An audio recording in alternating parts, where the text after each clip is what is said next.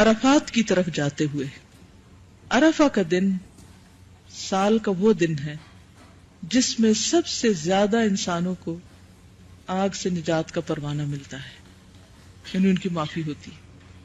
اس دن شیطان جب دیکھتا ہے کہ لوگوں کے گناہ معاف ہو رہے ہیں تو وہ روتا ہے، پیٹتا ہے اور اپنے سر پہ خاک ڈالتا ہے اور اپنے آپ کو نوچتا ہے کہ میں ساری زندگی ایک شخص کو بہکاتا رہا اور اس کو میں اپنے رستے پہ لگاتا رہا، اور یہاں آ کر اس جگہ پہنچ کر جو اس نے دعا کی اور اس تڑپ کے ساتھ کی کہ اللہ سبحانہ وتعالیٰ نے اس کو معاف کر دیا، تو یہ تو میرے ہاتھ سے نکل گیا، میرے فالوورز میں سے ایک کی کمی ہو گئی. کچھ جگہ اور کچھ اوقات دوسری جگہوں اور دوسرے اوقات کے مقابلے میں زیادہ قبولیت والے ہوتے ہیں. جگہوں میں تو ہم کو پتا ہے کہ حرم پاک اور اسی طرح عرفات، مزدلفہ، منا، یہ جگہیں ایسی ہیں مقدس جگہیں کہ جہاں مانگی ہوئی دعائیں قبول ہوتی ہیں. اسی طرح کچھ کام ایسے ہیں کہ جن کو کرنے کے بعد دعائیں قبول ہوتی ہیں، جیسے قرآن پڑھنے کے بعد، اسی طرح حج کرنے کے دوران، عمرے کے جیسے سعی کے دوران، طواف کے دوران. اسی طرح کچھ دن اور کچھ راتیں ایسی ہیں کہ جو دعا کی قبولیت کے اعتبار سے بہت اہم ہیں. راتوں میں تو آپ کو معلوم ہے طاق راتیں، اور خصوصاً شب قدر، لیلۃ القدر، اور دنوں میں عرفہ کا دن. اب آپ دیکھیے کہ جو راتیں ہیں، طاق راتیں، ان میں سے کون سی لیلۃ القدر ہے ہمیں نہیں معلوم. 21ویں ہو سکتی ہے، 27ویں ہو سکتی ہے، 25ویں ہو سکتی، کوئی بھی ہو سکتی. ہم شور نہیں ہوتے کہ وہ کون سی رات ہے، لیکن عرفہ کے دن کے بارے میں تو ہم شور ہوتے ہیں کہ یہ وہ دن ہے اور وہ وہی دن ہے اور قبولیت والا دن ہے.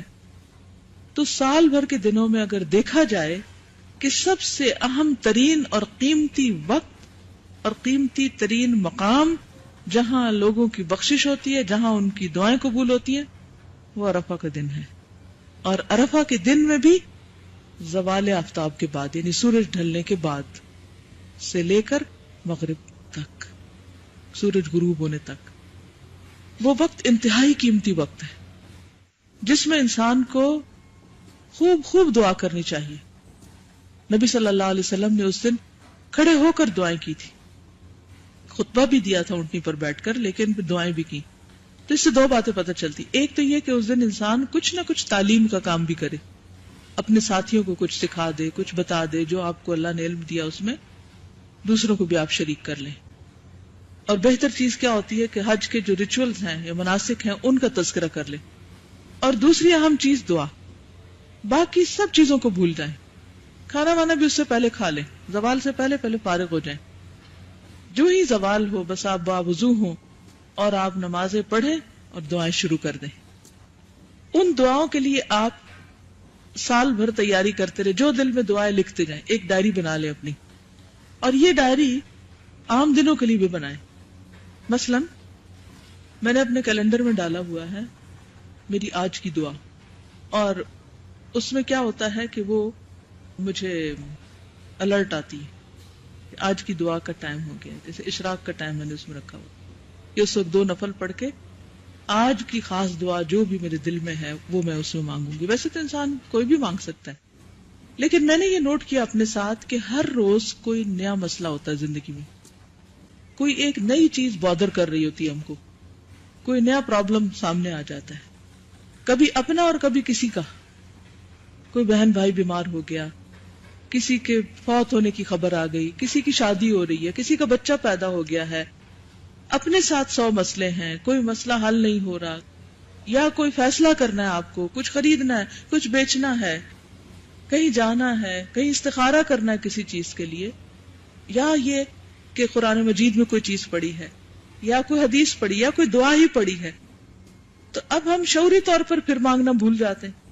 تو اس کے لیے آپ کیا کریں، ایک ڈائری بنا لیں اور اس میں آپ کے دل میں جو دعا آئے کہ یہ مجھے اپنے لیے مانگنا چاہیے، یا کسی کی کوئی خوبی دیکھ کر آپ کو شوق آئے کہ میں بھی ایسا کروں، اللہ مجھے بھی توفیق دے، تو بجائے جالس ہونے کے یا یہ سوچنے کے ہم غریب کہاں، ہم تو نہیں کر سکتے، یہ تو بڑے بڑے لوگوں کا کام ہے کہ وہ کرے. نہیں، اللہ سب کو دے سکتا ہے.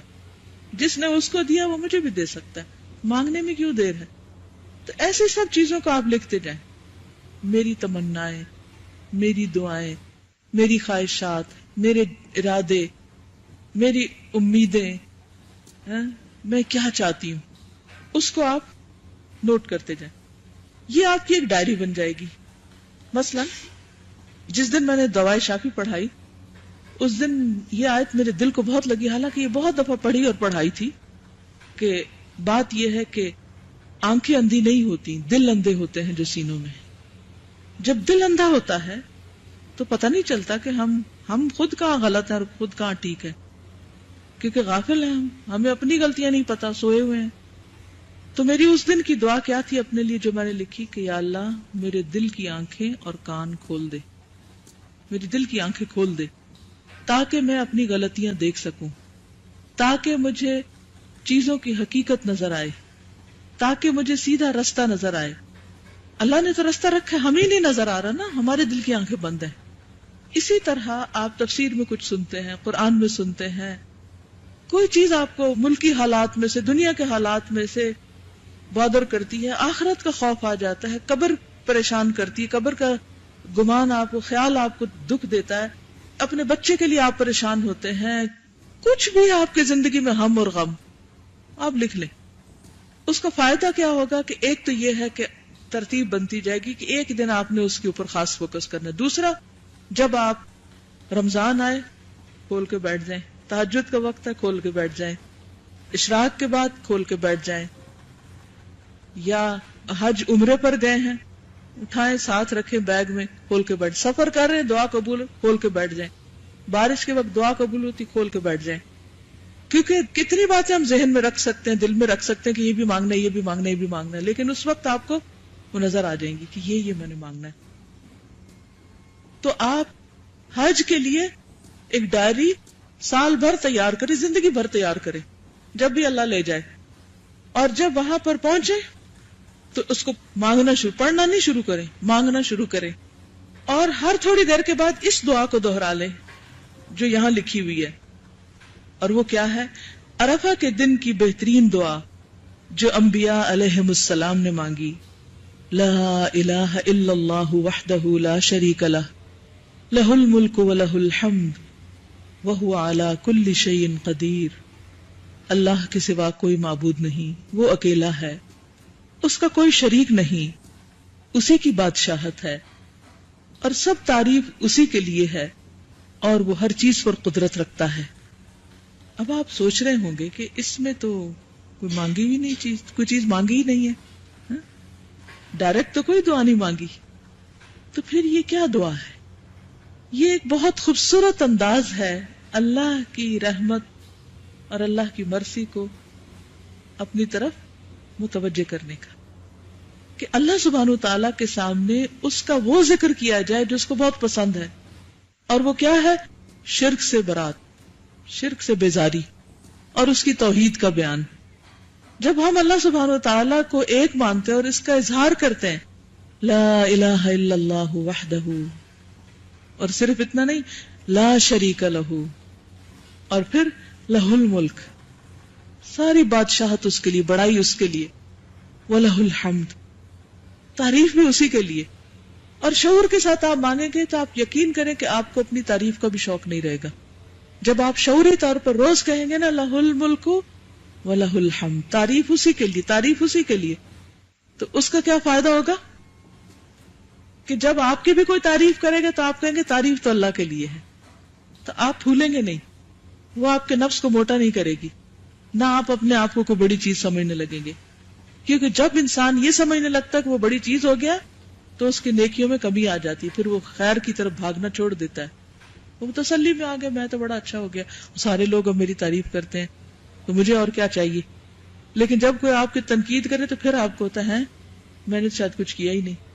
تو اس میں یہ ہے کہ اس وقت بھی اپنے آپ کو مایوسی سے بچائیں کہ وَلَهُ الْحَمْدُ، تعریف اسی کے لیے ہے، وَهُوَ عَلَى كُلِّ شَيْءٍ قَدِيرٌ. یہ ہے اصل میں دعا.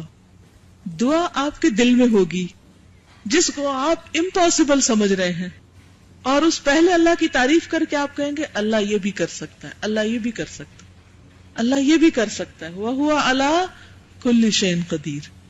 یہ ہے دعا. یہ کہنے کی بجائے کہ یا اللہ یہ دے دے یہ دے دے، وہ دل میں رکھ لے اور یہ کلمہ پڑھنا شروع کر دے. تو جب آپ عرفہ کے دن دعائیں مانگے تو جو اپنی نیڈز ہیں، ضروریات ہیں، ان کو بول کے بھی مانگ لیں اور پھر تھوڑی دیر کے بعد اس کلمے کو دہرا لیں. پھر دعائیں مانگنا شروع کریں، پھر اس کلمے کو دہرا لیں، پھر مانگنا شروع کریں، پھر اس کو دہرا لیں. اور جب یہ کہے وَهُوَ عَلَى كُلِّ شَيْءٍ قَدِيرٌ، تو اس وقت وہ جتنا مانگا نا کہ یا اللہ وہ سب کچھ آپ کر سکتے ہیں، آپ وہ کر دیں، آپ ہی نے کرنا ہے. تو انشاءاللہ وہ وقت آپ کا بہت خوبصورت گزرے گا. اور پھر جو آپ کے وہاں ساتھی ہیں ان کو بھی آپ تھوڑی تھوڑی دیر کے بعد اگر وہ باتوں میں لگے ہیں تو آپ ان سے کہیں کہ یہ کلمہ پڑھیں. آپ یہ بھی کر سکتے ہیں کہ اس کلمے کو صرف الگ لکھ کر لے جائیں، بہت سارے اسٹیکر بنا کے یا کچھ بھی، ایک چھوٹا سا کارڈ، ایک اسٹرپ سی بنا کے جیسے بک مارکر ہوتا ہے یا کوئی بھی ایسی چیز بنا کے ساتھ لے جائیں اور اس کے اوپر یہ لکھا ہوا ہو عرفہ کے دن کی بہترین دعا جو انبیاء علیہ السلام نے مانگی. اور جو بھی کوئی آپ کے کیمپ میں جتنے بھی لوگ ہیں آپ ایک ایک کو جا کے دیں کہ یہ ضرور پڑھیں تاکہ کوئی بھی نہ بھولے. تو انشاءاللہ وہ بھی پڑھیں گے تو انشاءاللہ آپ کو بھی اس کا فائدہ. یا کوئی جا رہا ہے تو ہمارے یہاں عام طور پہ رواج ہوتا ہے کہ کوئی جا رہا ہے تو اس کو گفٹ دو. تو آپ کیا کریں، اس طرح کے بہت سے بک مارکر یا اسٹرپس بنا کے آپ جانے والے کو دیں کہ جی یہ آپ خود بھی پڑھیں اور اوروں کو بھی راستے میں بانٹ دیں. اور لوگ اتنے شوق سے اس وقت لیتے ہیں، آپ یقین کریں 10 کتابیں بھی دعا کی رکھ کے لے گئے ہیں نا تو اکثر لوگ بھول جاتے ہیں کہ وہ کس بیگ میں رکھی ہیں یا وہ کون سی جگہ پڑی ہیں. آپ او ہو میری تو ہوٹل میں رہ گئی، کیونکہ وہ آپ نے باہر نکلنا ہوتا ہے نا، او ہو میرا تو وہ بیگ ہی نہیں مل رہا. ان کو یہ نہیں پتا ہوتا پیکنگ کیسے کرنی ہے، تو غلط جگہ چیز رکھ کے جب ٹائم ہوتا ہے ضرورت پڑتی وہ ان کو ملتی نہیں. اور اس وقت اگر آپ نے سب کو دے دیا نا اتنے شکر گزار ہوں گے کہ وہ کہیں گے ہمارا مسئلہ حل ہو گیا. بعض اوقات ہم خود بھولے ہوئے ہوتے ہیں تو وَتَوَاصَوْا بِالْحَقِّ وَتَوَاصَوْا بِالصَّبْرِ. تو انشاءاللہ جتنے لوگ آپ کا دیا پڑھیں گے سب آپ کو اجر و ثواب ملے گا. تو دہرائیے لا الہ الا اللہ وحدہ لا شریک لہ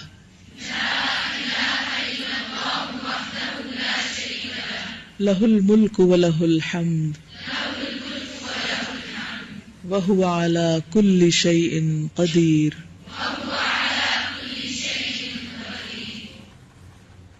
امیجن کریں اللہ جو سب سے بڑا ہے اور بس وہ ایک ہی ہے ایسا اور کوئی ہے ہی نہیں اس جیسا، اور بہت بڑی حکومت ہے اس کی اور ہر چیز اس نے بنائی ہے، سب تعریف اسی کی، اور وہ سب کچھ کر سکتا ہے. اس سے مانگتے ہیں. اگر دنیا میں آپ کو کوئی چیز چاہیے ہو اور کسی انسان کے بارے میں بھی آپ کا یہ گمان ہونا کہ اس نے مجھے کبھی نہ نہیں کی، وہ کر دیتا ہے میرا کام، تو آپ کتنی خوشی سے اس کے پاس جائیں گے.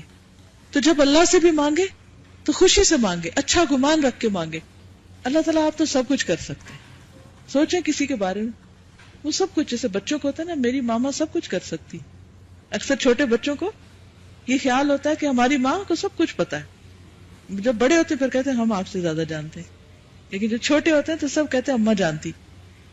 تو اسی طرح جب ہمارے دل میں یہ یقین ہوگا کہ اللہ سب کچھ کر سکتا ہے، سب کچھ کر سکتا ہے، تو پھر جو مانگیں گے یقین سے مانگیں گے، اور جب یقین سے مانگیں گے تو انشاءاللہ دعا قبول بھی ہوگی.